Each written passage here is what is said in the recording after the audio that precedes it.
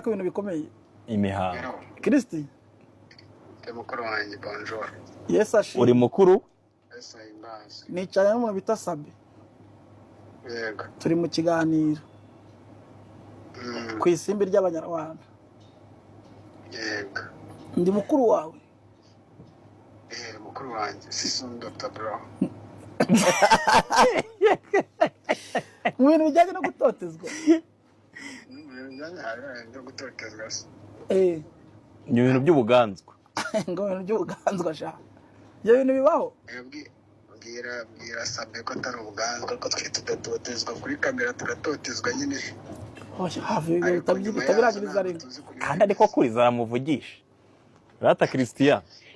Yego mubyeyi. Bimeze bite? Ndashima Imana n'abantu bake. Hano hanze urubyiruko ruzi ko ngo ngubu ikintu bita gukora ubukwe ngo nagahinda gakomeye cyane ngo nibiriya babona.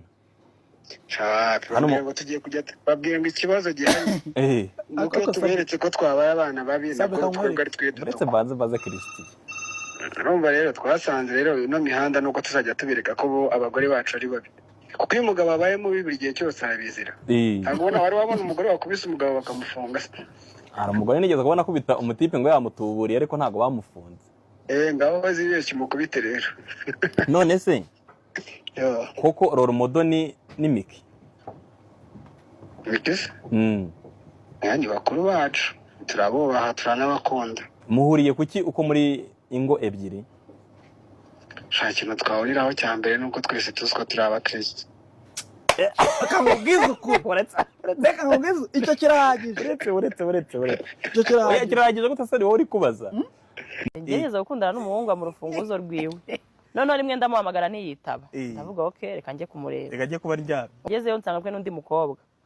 Ndabafungira nanjye ndangura ingufuri nkiri inyuma nkira muri toilette rufunguzo ndaflashinga nditahira. Sinzi kuno bavuyemo. Nibazabatera. Ibyo bintu uzi kubijya kuri kigo no kuroga mwana.